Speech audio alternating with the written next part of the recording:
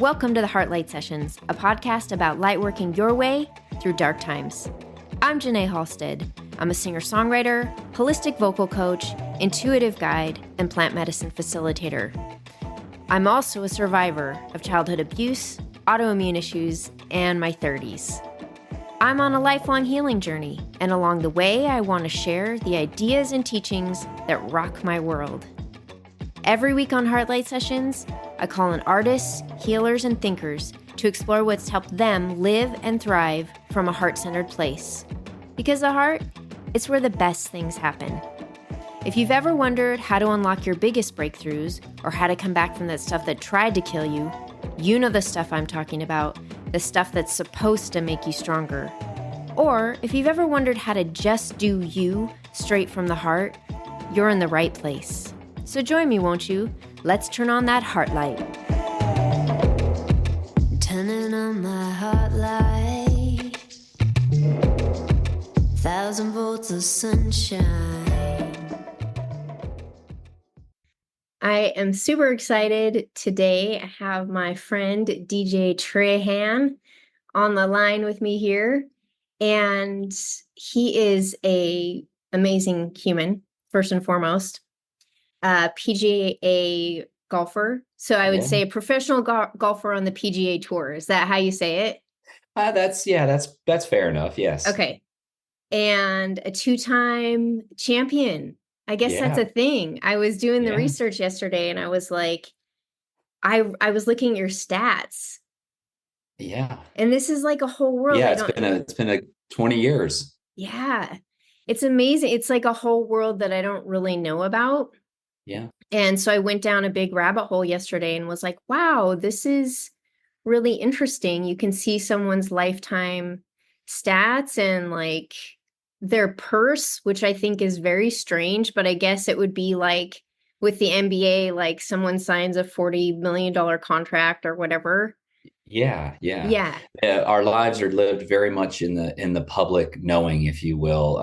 People can look you up and, like you said, they can see your stats, everything you've ever done. And so, while I've enjoyed my job, it certainly does take away a little bit of the privacy and the enjoyment of peace, if you will, because people have so much more access than they may to someone who's just, living a 9-to-5 job and kind of living in their own little bubble, so to speak. But, for me, it was my dream to do it. So I knew that was kind of part of the process, and you just know that you're going to be in the public eye, and it just creates a different, kind of a different perspective on things. And I've been at it 20 years or so now, since I'm almost 44, and you get used to it. And if you don't get used to it, then I guess it's just something that you need to work through and learn to, try to understand more deeply. But yeah, it's very much in the public eye in all aspects.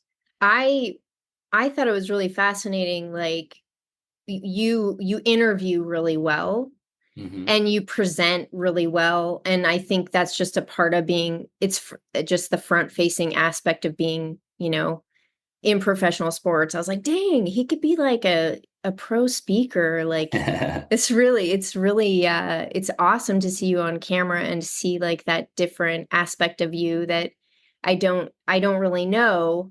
And the other thing that I really loved and appreciated was listening to you talk about your game. And like, I love when people are masterful at their craft, and just to hear the depth of like, the knowledge, and like you've committed your whole life to this thing. And it was really beautiful to listen to you speak about the game. And yeah, well, it's for me, as I've continued on my journey, I've understood on a deeper level, where devotion comes in to my journey. And I think it's helped me to understand people on a deeper level, just to meet them where they're at, because the things that we're focusing on a daily basis, and the things that are driving us and that are motivating us and are inspiring us, those are the things that are meaningful to each person. And, golf being a very solo driven, very focus driven type activity, it takes those deep levels of devotion and And you truly, to play and compete at the highest level, you have to have a certain amount of understanding of yourself, because if you go to a tournament, so to speak, you'll see how everyone kind of goes about their business differently. And it's very fascinating to see the different ways that success or just the way that people anchor into their truth, whatever that is for them, that helps them to accelerate their process and dive into those deeper levels of their devotion, which brings the success to them. And it's amazing just to see how each soul is kind of weaving its way through their journey. And again, for me, I see it very much when I'm at a golf tournament or when I'm around other players in the golfing perspective. But, you really see kind of the general tendencies and habits and personality traits that people possess. And it's very fascinating to see these different levels. And of course, you meet that in everyone in whatever their passion is pushing them towards. But, with golf and any professional sport, if you're playing it and competing at the top level, you see people that have honed their, they've done a very good job of weeding out the things that they know are productive for them and the things that are hindering their production and their ability to succeed. And I mean, again, just like in any day life, you hit those little blocks in the road where you have to try to figure out a way to, improve and or let go of certain things. It's a beautiful test, and so golf for me has taught me a lot about perseverance and about being able to shift perspectives in my approach or in my mindset and things like that. And so it's been a bit, obviously a huge part of my life. I've been playing my whole life, but it's been it's been one of my great teachers, right? We all have, I think if we all really take a long look at our life, we can probably identify, a handful of things that have been the things that really guided us and taught us the most. And just the nature of golf and what I needed to focus on and do to achieve and get to that level. It was certainly one of my greatest teachers, one of those handful of things that really, set the stage for me, so to speak, as far as creating the environment that was kind of molding me, whether it be personality, habits, traits, the things that just kind of, are constantly weaving the, guiding you down that road of life. So it's been a great journey, and it's been highs, lows, all the things, just like everybody. I mean, I've had days where I wanted to just break every club in my bag and throw it in the river or the lake and just be done with it. And then there's the days of, that ecstatic communion with the game where you just feel so deeply connected and the gratitude is on high, and it's just all the things. So it's really beautiful because I've experienced very much, a very high level of success. And I've certainly experienced, the most lowly, depressing and just downtrodden feelings that not being successful it can bring with it. So yeah, it's been beautiful. Yeah. It's amazing. Like, because of the dimensionality of how I know you. So I feel like I'm kind of back, and it's almost like reversing and coming back in. And so I met you through plant medicine and that journey. And yes. And getting to know this other part of you as we are friends. And I just find it really interesting because we've had many deep, like, spiritual conversations. Yeah. And so I wanted to talk a lot about what brought you into plant medicine and what your journey has been like. So let's just start a little bit with kind of what brought you in. And I did find it interesting. I was watching the interview on like golf.com, and you were talking about like winning the Bob Hope Classic in like 2008 and just being like having a party that night and just being like, okay, what's next? Like there was never like a deep sort of enjoyment or fulfillment or like a moment to pause and be like, oh my God, this is amazing. It was just like, okay, what's the next thing? What's the next big win? What's the, so I don't know how you want to start into that. Well, golf for me was very much exoterically motivated, and it has been. And my shift with my relationship with the game, and it's just because of my shift in life through plant medicine, actually, and spirituality, it's turned my perspective into that esoteric realm. And in 2008, when I'm winning that golf tournament, and that was my second win on the PGA Tour, the whole idea of not really being able to sit back and actually just be in that moment and just think to yourself, well, okay, what is this showing me? What is this trying to teach me? What am I really experiencing through this moment? It was on to the next. Like, where's the next big check coming? Oh, when's my next win coming? And I was very outwardly motivated, materialistically motivated. And I was giving, at that time in my life, I was very much, my pleasure or my satisfaction with life was very much 100% outside of myself. And whether I really didn't know I was that way. Ignorance is definitely not a blissful thing. It gives you the illusion of bliss because, it's very easy to go, well, okay, if I'm not getting that satisfaction from my golf, then I'll go do something else. I'll go out drinking with my friends, or I'll go to a party, a big dinner party, and blah, whatever it is that you're, reaching outside of yourself, so to speak, to create these little levels of satisfaction that kind of keep pushing you on to the next thing, if you will. And that's very much the way I was living my life. And, from there, I actually, about a year and a half after that or so, I experienced my first real setback. I started to suffer from some physical ailments with my back. And from there, the mental frustration that kind of worked in with the physical frustration just became this kind of pool of suffering that I was constantly swimming in. And it's weird in a sense because up until that point, I hadn't felt any quote unquote resistance in my journey, or I didn't feel like I could identify with any resistance. My letdowns were always so small that it was easy to just boom, like the next good thing was always right around the corner. There was no real delay. There was no real stall. And I started to finally, as I say, God was like, no, it's time to start doing some real work here in your life. And he's like, I've given you, God gave me a lot of success and a lot of joy outwardly, but I was truly searching for everything outside of myself. And I started to suffer within because I wasn't getting what I was usually used to getting without. Right. And so this process took me quite a while. I mean, this was 2010-ish roughly when all this started happening to me. And I don't want to say it was happening to me, it was happening for me. Yeah.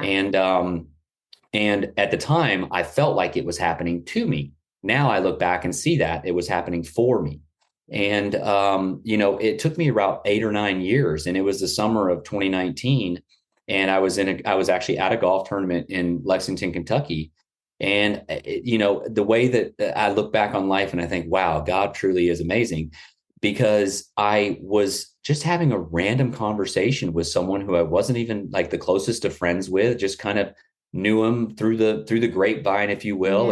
And he started sharing his story about his journey. And of course he then started speaking about how he had sat with a plant medicine ayahuasca. And it, I was really at first tuned into what he was saying before he even mentioned the plant medicine, because I was like, wow, I kind of am relating to, what he was feeling, like kind of what he's describing.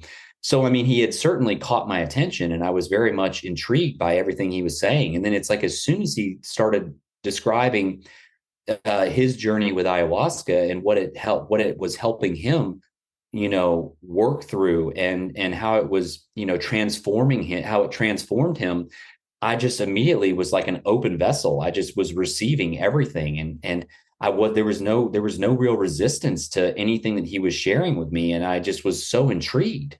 And that was, July or so, maybe. Yeah. July of 2019. And I was just like, oh my goodness, I feel so deeply called to try this out. And that's sure enough. And after the season was over that December, I went to Costa Rica and I sat with ayahuasca for the first time in December of 2019.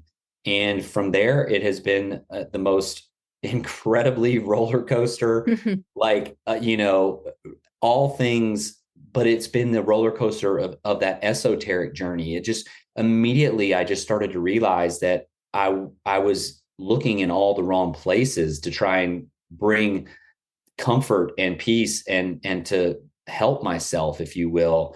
And I always have felt that I was 100% responsible for my life. I wasn't ever, even though I was very, I guess hurting and depressed in my own way, I did truly believe that it was the root of the cause was me. And I wasn't going, oh, I can't believe this person didn't show up for me or that didn't show up for me.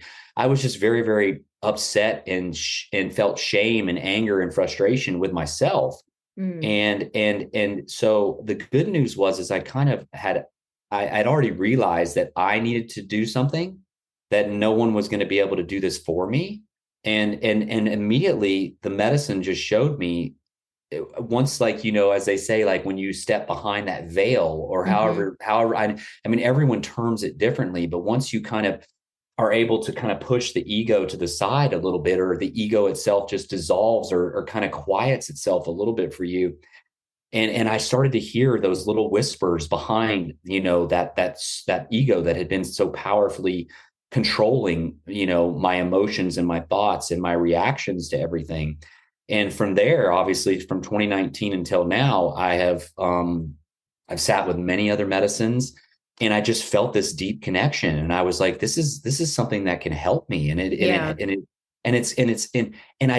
was, for the first time in my life, I wasn't determined to be like, instant gratification. Like I immediately understood that this was going to be a process. Yeah.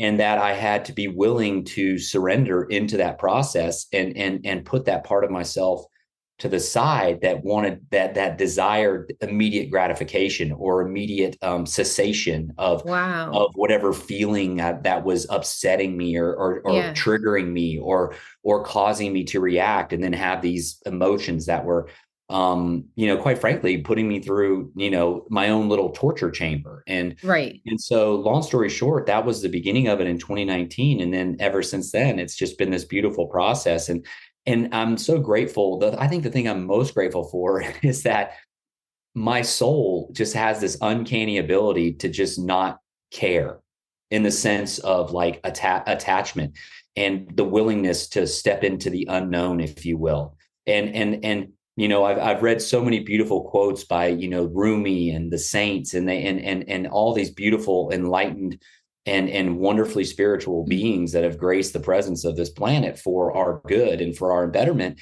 And the one thing that always resonated with me with their message is, it's like, we have to be willing to go to the places that are unfamiliar and uncomfortable to us. Yes. Because in those places are truly the answers. That's where the growth is. Because if we just keep, rewinding and then pressing play, rewinding and then pressing play, well, you're just reliving this cycle over and over and over again. Totally.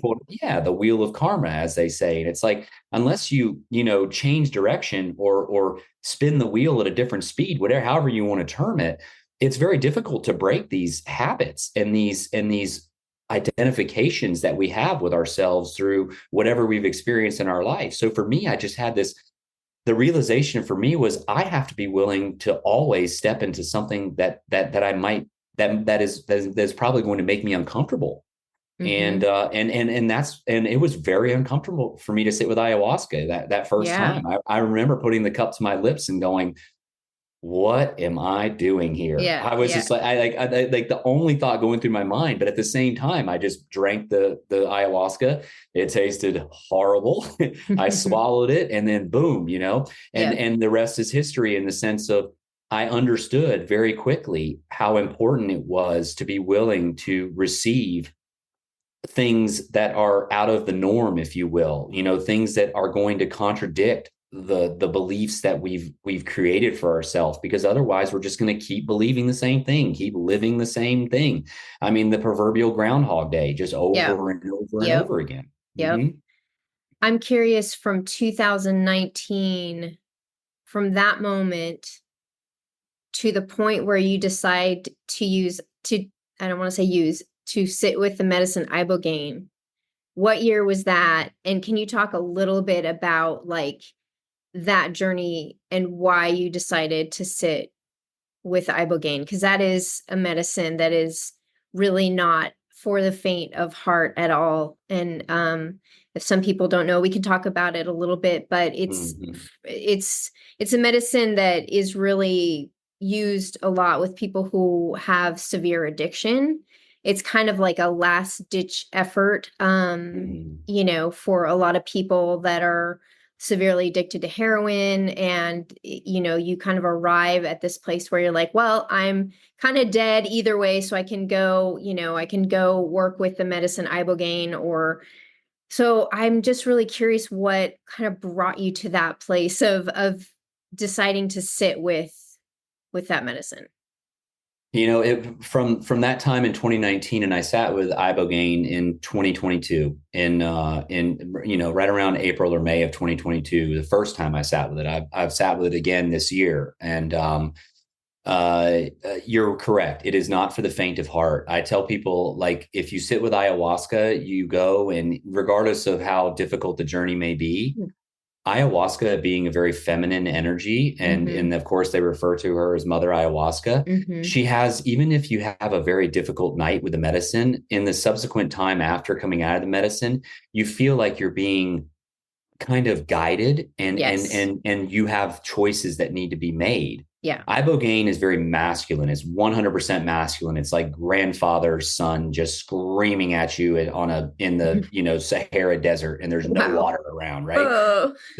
So you don't get that. You don't get that sweetness, if you will, that where the medicine is there to show you, and then you go, oh, wow. Oh, okay. I see that now. I feel that now.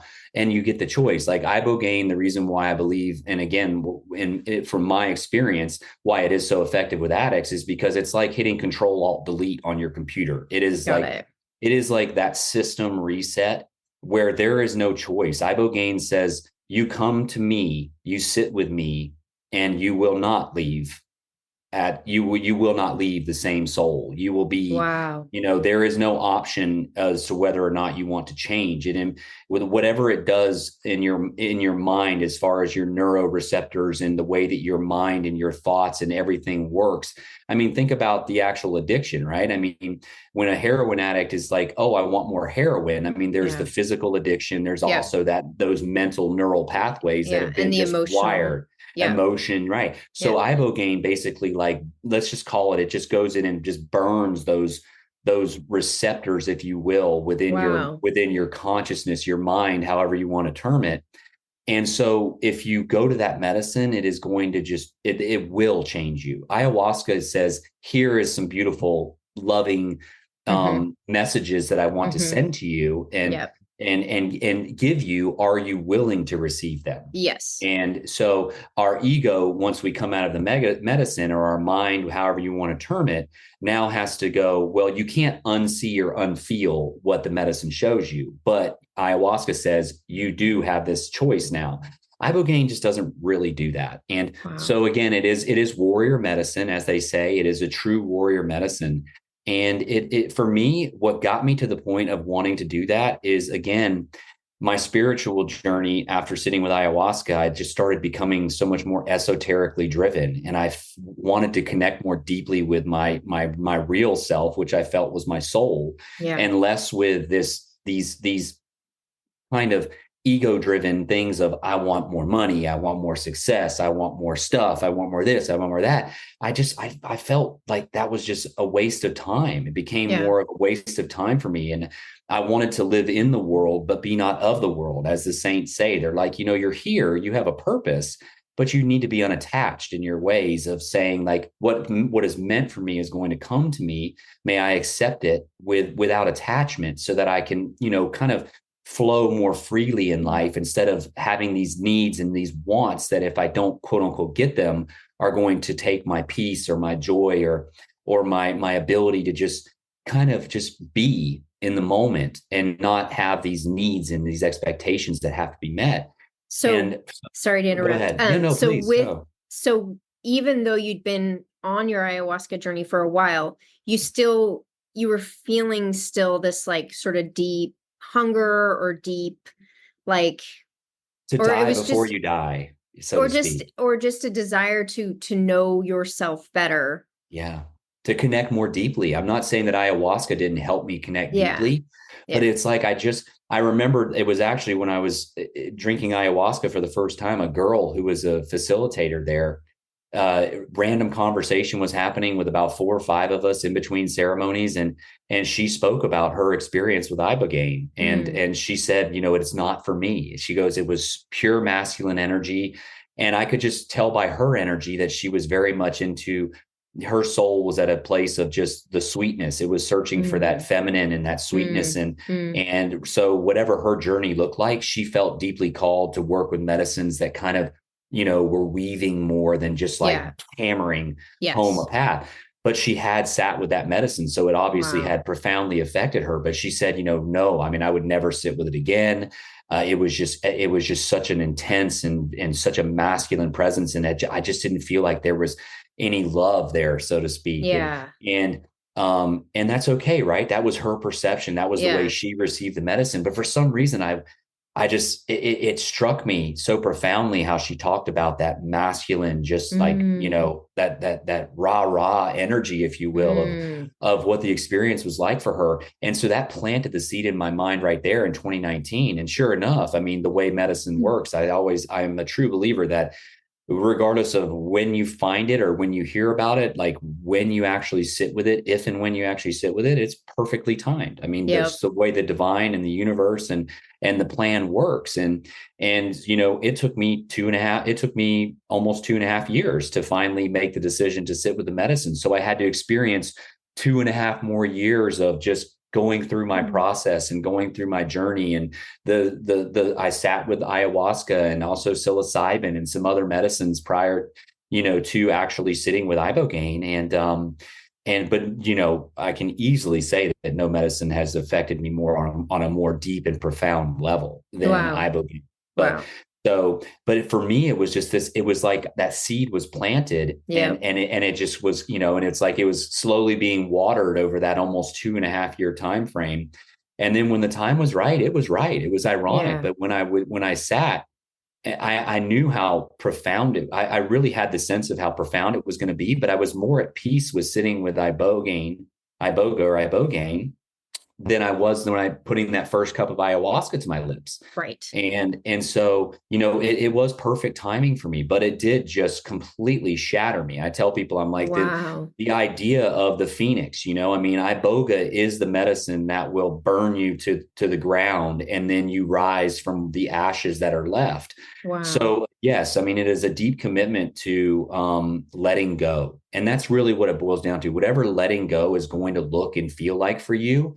And I was at a place, and when I finally sat with it, where I just was willing to let go. My career was still in, craziness. My life was in this like feeling like, we've talked about this at dinner one night. Like I felt like I was in this just ultimate purgatory. And I wasn't at the bottom, but I wasn't out. It was like I was just in it, and I was just couldn't figure anything out. And I was just in this state of like confused flux, and so it just felt right finally. And so I sat with him, and I'm telling you, I mean, I told you, and I've told Philippe as well, that I was sitting on the beach in Mexico and looking out at the water, and it was like the only thing that I could identify with was the air coming in and out of my lungs. Like nothing else felt real. Everything was non-existent.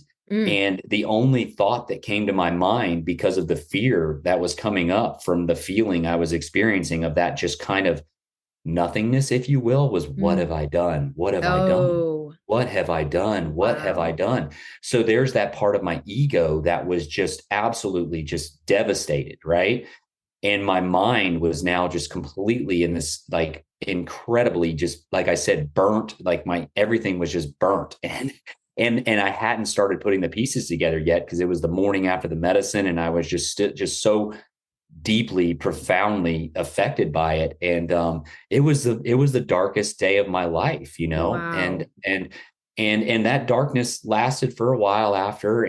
But once the darkness started to dissipate, if you will, and it started to transmute, I was the light that replaced it was a peace and just an acceptance that I don't think I'd ever felt. And it didn't mean that my life was like all of a sudden, hey, my career's back to being great. Right. No, I mean, I was still I'm still going through it, but my ability to receive and accept and just and see things from a more deep spiritual level has been unparalleled since sitting with that medicine. But yes, I mean, you need to be willing to really die before you die, so to speak, as many people say, right? Like if you can die, if you can be alive and feel like you like in the body still, my soul is still in contact with my body and my mind and my consciousness.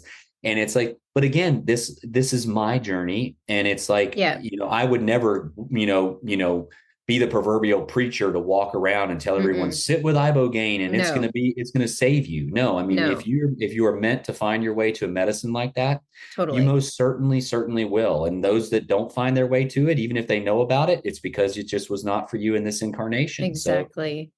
So it's a very beautiful process in that way, because the old DJ would have had an experience like that. And then once I started to feel the sweetness, if you will, which I didn't think would ever come as bad as I felt after doing it, I would have wanted to just like grab a microphone and just start preaching it. But I knew that it was so much deeper than that. And when I feel called to share my story, I do. But that's not a story you really share too often, because people have to be. You have to feel their energy, and it's a very deep process. So, as they say, why no need to share when it's not, when you have just know it won't be received. It just doesn't do you or them any good. Yeah. No, just falling on deaf ears. Correct. Yes. Yeah. Yeah. I mean, thank you so much for sharing that. It's like, and I know you sat with it again recently, and I know a little bit about that journey. And I really do believe, I'm a firm believer that, at least for me and the people that I know in my life, that like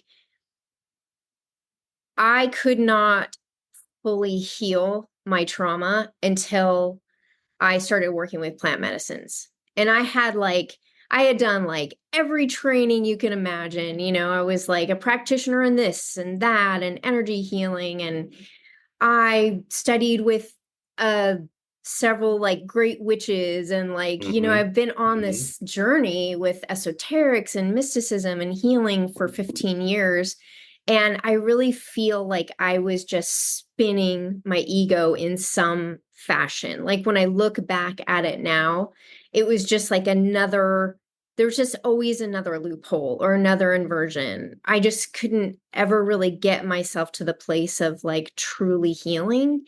And I felt like I had been, what I realized with our beautiful friend 5-MeO-DMT was that I felt as if I had been abandoned by God, or had been cut off from source. And it was quite possibly that like, these upper chakras were actually, closed, because I was closed off to source. And I've done a lot of work and a lot of training on opening those, but it wasn't until sitting with 5-MeO-DMT that I realized how perfect and beautiful I was, and that I was absolutely 100% so loved. So I think I've heard you talk about that as well, about, being on your spiritual ride, but not fully like really having the healing until you started working with plant medicines. Very much so. And I think that that's a testament to whatever we've experienced in our journey, and then the identifications that are and the habits and our thought patterns, and all that just boils down into that big nutshell, as you just said, of the ego. And that ego is one strong force in each and every one of our journeys. And I never realized how strong it was affecting me and controlling me until I sat with plant medicine, and I was able, because again, the plant medicine, what it did for me was it just said, hey, ego, I'm gonna push you over here for a minute, and we're gonna work with the stuff that you've been blocking, DJ, from being able to see and feel. And it's very, very difficult, because once that mind is identified with something, and it's very, very controlling over us, whether it creates physical habits, mental habits, whatever these proverbial cycles, as you said, that you just keep, no matter what you're doing, you just can't seem to break that cycle, break that cycle, break that cycle. It just goes to show you the true power of our ego and our identification with it, and what it creates inside of us, and how we feel about ourselves, and how we perceive ourselves. And looking back, when you describe your journey, I'm thinking, well, all of that just led up to that moment when you sat with 5-MeO. Yeah. All that work that you had done is what built the foundation to allow you to even be willing to receive and sit with the medicine. True. If 15 years ago, somebody had said, "Hey man, let's blow the doors off that problem you got, and let's smoke some 5-MeO DMT," you'd have been like, no. Yeah, exactly. Again, like, it all worked perfectly. Like, all that work and all that love that you had given yourself leading up to that moment of sitting with that medicine was what prepared you for that moment, so that you were willing to step into that unknown, unfamiliar space. And that's really what it boils down to. So even though you may have not felt the love, and even though I know I didn't feel the love, we were loving ourselves, but we were so caught up in our ego and our wounds and our identifications that we just weren't able to clearly see and feel the love that we were actually giving ourselves. And I agree with you 100%. The beauty of the medicine is that it somehow kind of just quiets that volume down just enough, or very much so enough, where you can finally feel this beautiful divine essence that you are. I mean, as they say in the Bible and every spiritual text, we are created from love, and that we are love. Yeah. And everything in between that is the journey. Everything that we feel separates us from that is the journey. So we must honor it. But ultimately, the quest, or the challenge, the purpose of life, in my opinion, personally, I can't speak for anyone but myself, is to dissolve all those parts of ourselves that are identifying with anything other than the fact that we are love.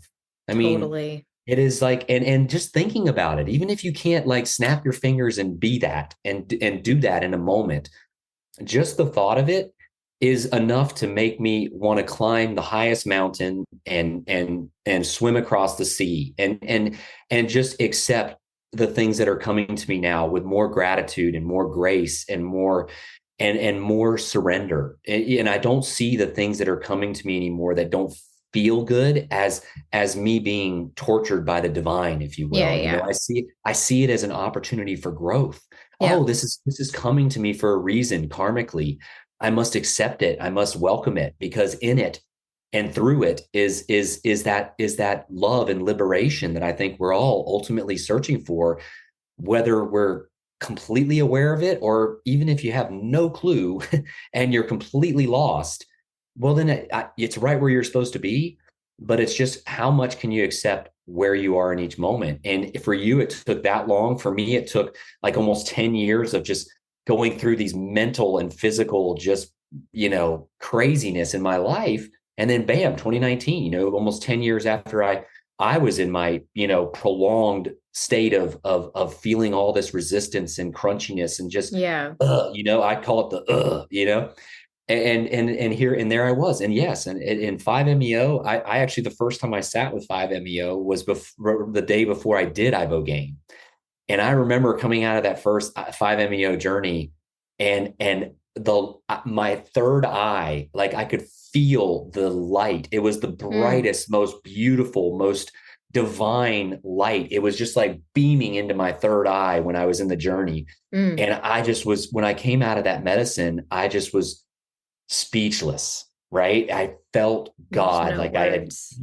No words. I There's couldn't. No words. I looked up I looked up at the sky, and all I felt and all I saw was just God. And I'd never, I grew up in the Catholic Church, blah, blah, blah, whatever. I'd grown up with God my whole life in one shape or form. Right. And even though I had gone away from my spirituality completely, I hadn't gone to church in years, all that stuff, I just had never felt the presence of God more in my life. And nothing needed to be said. It was this feeling of just grace and love and beauty that I had never, ever, ever felt. And it was just miraculous.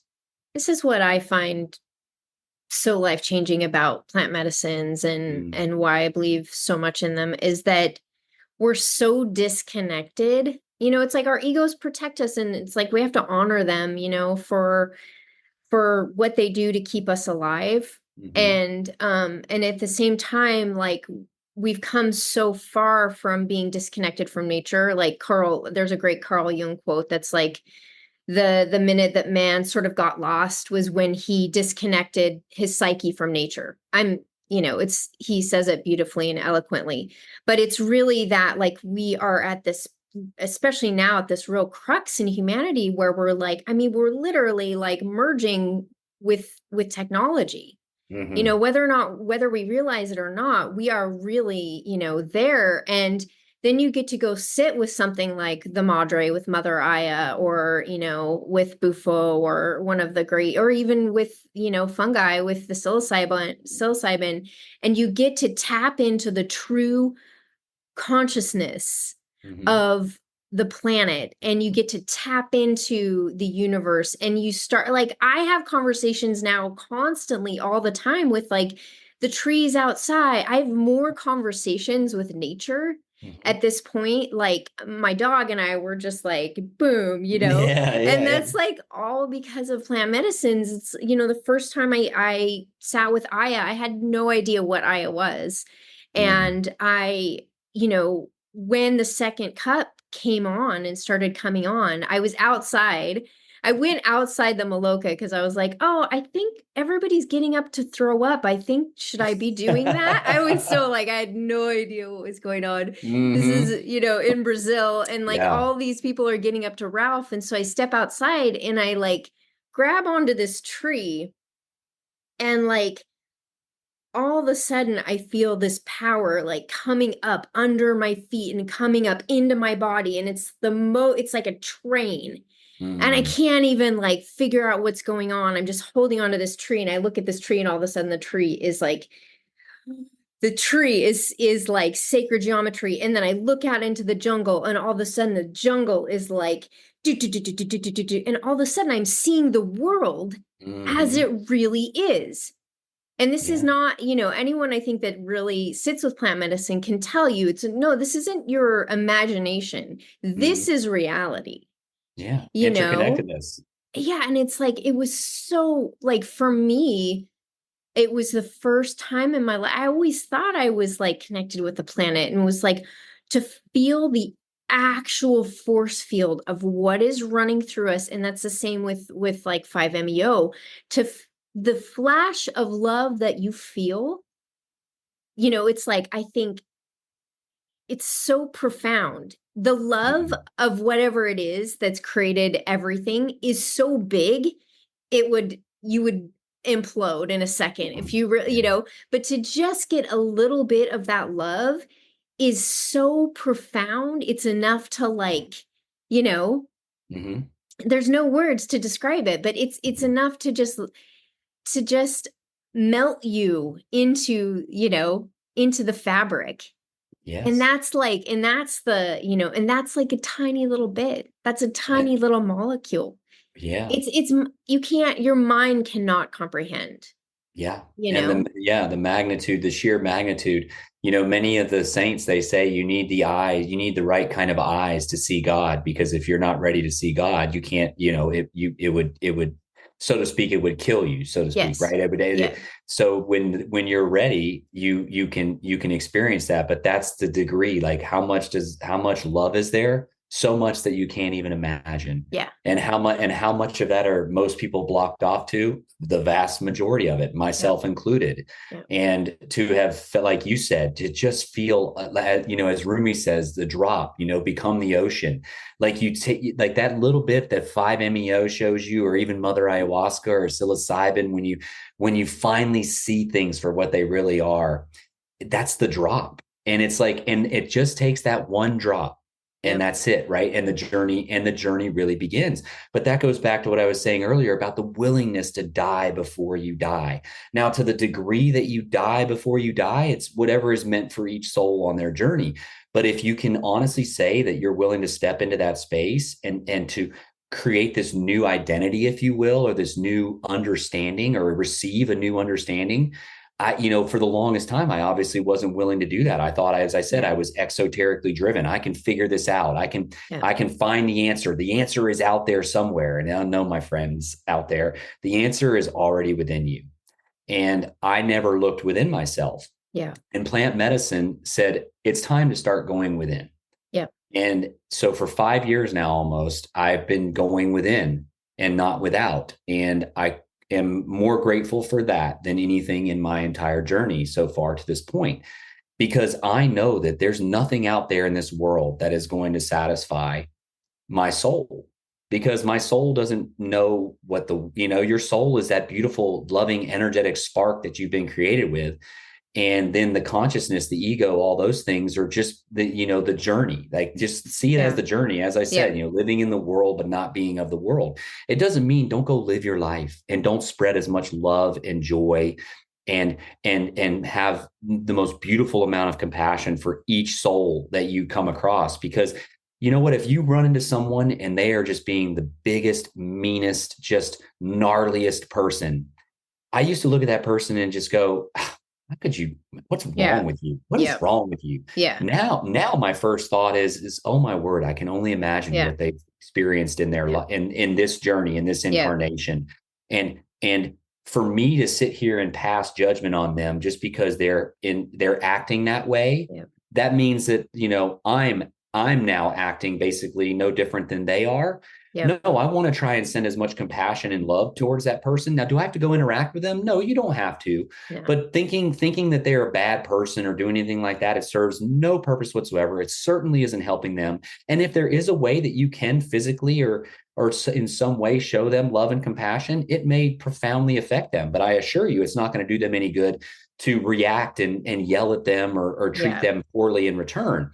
And so, and again, you don't have any idea what their journey has looked or felt like, what kind of abuses they've experienced, or what kind of just incredibly difficult things that they've gone through. So, I see that now, I feel that now, but I've only been able to come to that place because I myself have gone within and I've started to be able to feel my pain, my hurt, my things. And we just took a trip to Mexico. And I want to say this because it was my most profound breakthrough from an emotional standpoint.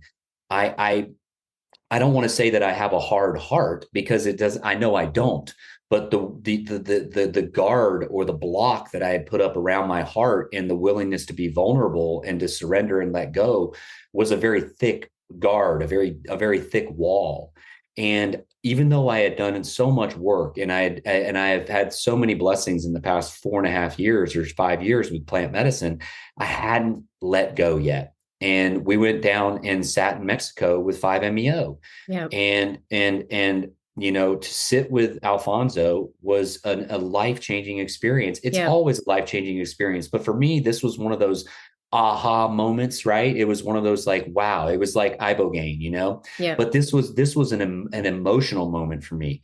A lot of times you sit with plant medicine and again, you get the feeling and then you go and integrate it and you contemplate it. But if you haven't really felt it, and I really believe that it all matters, and for me, I had just had this block and I cried and I wailed and I screamed and I purged. And then I wept and then I cried some more. And I think when I came out of the medicine, it was a good 30 to 40 minutes that I just was in the ocean, just crying and screaming and just letting go.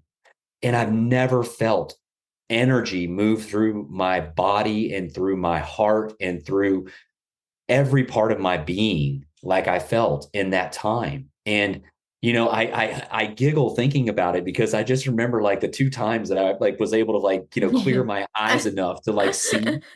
I looked up and Alfonso was literally sitting on the beach and he's looking across the water almost like in a trance meditative way. and his head is just kind of nodding like this. And it's just this, you can just see the peace and just the presence that he had in the moment.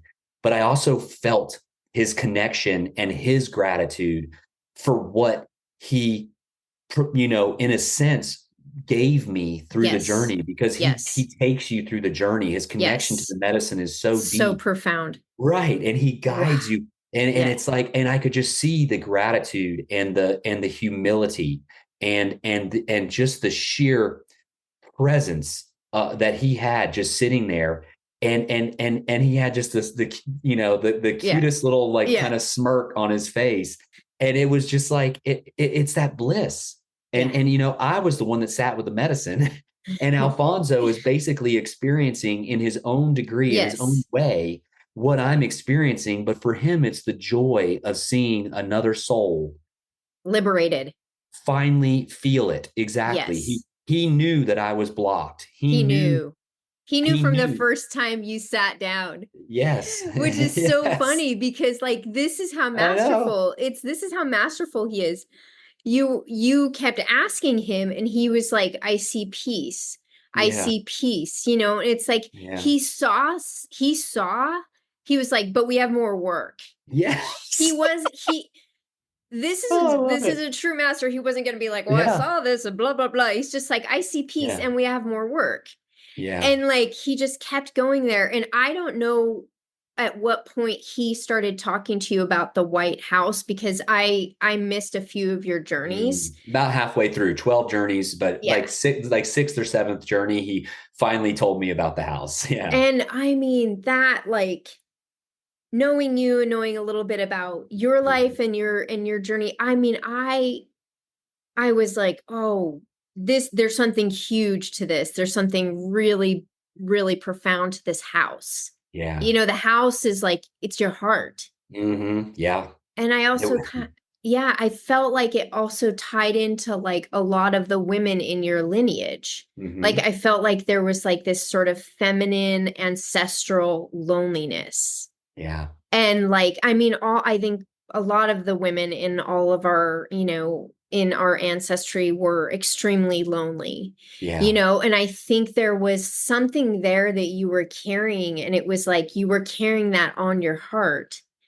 And it was so interesting that day, because like, I had planned with Philip to come to the beach and meet you guys after your hike. Yeah, I know. And for whatever reason, like when we got into the village, all of a sudden I got like confused and was like, no, we have to meet at Alfonso's house. There's no reason why we would go straight to the beach. Yeah.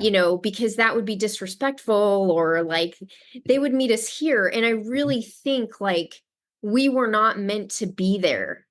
Yeah. For you needed to have that, like, with the masculine, with just that small core group of people helping like usher that for you. I don't know if you would have been able to let go if we were on the beach with you. Yeah, I definitely agree with that. I remember the few times that I was able to, kind of gather myself from a perspective of being able to see, clear the tears from my eyes. I remember specifically looking up to see if y'all were there. And both times I was like, oh, wow, they're, my thought was like, oh, they're not here. I mean, I wasn't really thinking much, but I just noticed that you weren't there. But it really was quite profound after the fact. I thought like, wow, that's so strange that they would have just thought to, because I specifically remember we left the house and it was like, okay, we'll see you at the beach, and so anyways, again, the divine works perfectly. Exactly. But it was just, in that moment, I'm almost 44 years old, and I told, Philippe, and I've told you, I've never been a crier. Like that block that I've had up around my heart I was just so guarded, and I was so scared to feel. And I think, like, not consciously, but subconsciously, I knew it, I was aware of it. And I know that I wanted to feel and I wanted to let go, but there was just something that wasn't letting me. It was like, I have to be strong, or if I let go, what will happen? Yeah. That typical thing about being afraid of stepping into that unknown. And for me, feeling that the feelings that I needed to feel and let go of on a level that deep, it obviously was very frightening for me. So I've done profound work in my journey in the last 5 years. And again, everything happens perfectly. And for it all to kind of unfold the way it did on the beach there, Yeah. it was truly, as you said, it was a masterful moment for me. It was truly, a blessing of grace that I can't even fathom, because love, in my opinion, is all there is. I know this in my mind, Yeah. and I believe this in my mind, I should say. And again, this is my personal perception of what the journey is. Anything that separates us from that love is where the work is. And for me, it was very much about feeling and letting go. And I was aware of it, but I just couldn't quite let go. I didn't know how. Yeah. And I tell you what, to right now, as we're sitting here having this conversation, all I know is I felt that feeling. I didn't know what I was letting go of. A lot of times people talk about when they let go, they're very aware of what they're letting go, because they're very aware of a physical trauma or of whatever their that crunchy feeling is that's coming up for them. So they're very aware of it. Or if you just happen to spontaneously cry and it's because you're feeling a certain way. The beauty of that moment for me was it felt like lifetimes, worth of energy and separation and darkness, or whatever it was that was just pouring out of me. And so my gratitude was that I didn't need to know. I was actually just feeling it and letting the feeling come. And my mind was completely shut down, and I wasn't trying to think about anything. I was just in that moment, letting it happen. And that's why it was so profound and it was so beautiful for me, because my mind wasn't trying to identify. Yeah, exactly. And that's where the gratitude, for the most gratitude comes from me, was not only that I was able to finally let go and surrender and release, but that my mind wasn't trying to write a story about it. I was just feeling. Yep.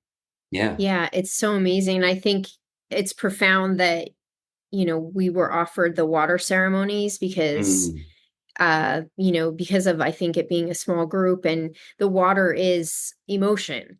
And cleansing. And so being surrounded in the water, being held, like, I couldn't think of like a better sort of way to experience that medicine and be able to let go and to get into, feeling. And I feel at this time, we really need to support the men. Like, men and women have both been like hurt by the patriarchy, but I really feel that men need support deeply right now. It's like just always having to have it together, and, the not being able to be vulnerable. I mean, women have their own level of not being able to be vulnerable too, but because of our moons and our cycles, and, it's like emotionality is a little more accepted, and the waves, and, and it's like for a man, it's like to be vulnerable is, it can equate to like death,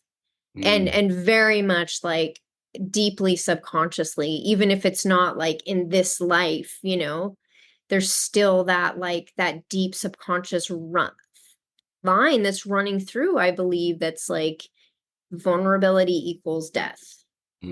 Or just like a disconnect from the masculine, when in essence, you're not honoring the duality of things. I wasn't able to honor the fact that even though I'm a man, I am both masculine and feminine. Exactly. And of course, so they both, to me, if balanced out properly. So if a man is willing to be vulnerable and experience those feelings, what he's actually doing is he's honoring that feminine inside of him, where if he has a partner, or when he is with a feminine energy, a woman, she's going to feel his connection on that he is more deeply connected and vulnerable. And in essence, it's going to open her up, because she's going to know that he's not, blocked and very guarded and very abrasive. Right. I mean, that sweetness that comes in with the vulnerability when around a woman allows her to open herself up more and trust and have that deeper connection with the masculine. And of course, for a woman, it's the same thing, right? How is the masculine side of the woman would, in my opinion, be the side that allows herself to go, I am safe, I am held, I am okay. I can let my guard down, so to speak, because I feel this presence that just doesn't make me feel like I have to throw up my caution flags here and be constantly, take a step back and feel like I'm possibly in an unsafe place. And so again, everything works beautifully together in that way. And I just wasn't, I don't think that I was ever necessarily unsafe in that way, but I just wasn't connected. I didn't allow myself to feel. And I mean, it took me, like I said, I'm almost 44 years old, and I finally let go. And I know I have a lot more letting go to do. I mean, it wasn't like that was my nirvana moment or anything. No, this was just a beautiful moment of finally, like, as I say, like, if you want to call it stages in your journey through each incarnation, this was just a huge shifting point for me, a huge, point in my journey, where now, as I'm moving forward, I can only hope, and I believe with all my heart, that I'm going to be able to surrender more deeply when I need to, instead of wanting to and not being able to, or being aware of it, but yet not being able to understand or feel or let go and express myself in those ways. I truly want to be able to express myself in those ways, because I know not only is it healthy for me, it's healthy for everyone in my life, from my family to my friends to a random person that I'm talking to or passing by. Because if I can become more that, then that means that my light is brighter, and I'm showing up as a better soul for humanity, not just for myself. Absolutely. I think it's interesting too. There's there's a set point now. It's like, you were talking about your, from being in ayahuasca to like going to ibogaine, and the first cup, with ayahuasca was like, now there's an emotional set point, of like, okay, I've been there. I've now know what it feels like to release and to feel into the body. Okay, so this is much less terrifying. I know the container of what this, can look like and feel like. And now there's a language, Exactly. Yes. So. Yes, I agree. You're 100% correct. And what I hear you saying there to me is basically, until we actually experience something, it's just a thought or an idea or a perception maybe. But when you actually experience it, whether it is actually physically sitting with a plant medicine or emotionally feeling what needs to be felt, then you can actually, now you can integrate it into your life. Because if I just talk to you about what plant medicine is, but you have never sat with it and you have no plans to sit with it, well, then you're just hearing my words, and you can just, think up an idea of what it might be like. Yeah. And of course, that's ridiculous, because as you know, each of our souls, when we sit with the medicine, we ourselves are receiving what we need. Yes. So my experience and your experience are obviously going to be sovereign to each of us. Yes. So, you and I could sit there and smoke the same amount of 5-MeO, and we are absolutely going to have completely different journeys and come back with completely different perceptions and ideas and things to contemplate. And so, people can sit around the campfire and talk about it till the cows come home, until you actually sit with it, or eat that food, or go on that hike to see that waterfall. Seeing a picture of the waterfall never does justice to going and standing in front of it and experiencing this real experience. So, like I said, it's the journey that for me, I finally felt it. I finally experienced it. And I think to some degree, I mean, but I had never been able to really deeply feel it. Yeah. And that's what that was for me. I finally surrendered and let go in that moment. And everything to that moment, everything before had gotten you there, Yes. So, Oh, we could talk forever. This is so fun. I'll have to have you on again. Sure. Thank you so much. You're welcome. We're at like a little over an hour, so I think that's a good place perfect. to stop. Well, I enjoyed it. Thank you for having me. Thank you so much. And I'll see you maybe in a couple weeks. Yeah, it looks like a couple weeks for sure. Yeah. All right. All right. Thanks.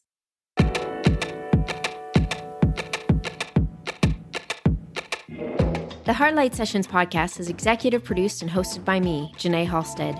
It's edited, mixed, and mastered by me too. And that theme song you hear, it's called Heartlight. And yep, you guessed it, it's from my record Disposable Love. Got questions about a certain healing modality or about heart-centered healing? Or maybe you just need some advice on life, love, or creativity? Send it my way. Email me at letters@heartlightpodcast.com. Until next time, I'm Jenee Halstead, and thanks for listening to Heartlight Sessions. Turning on my heart light, 1,000 volts of sunshine.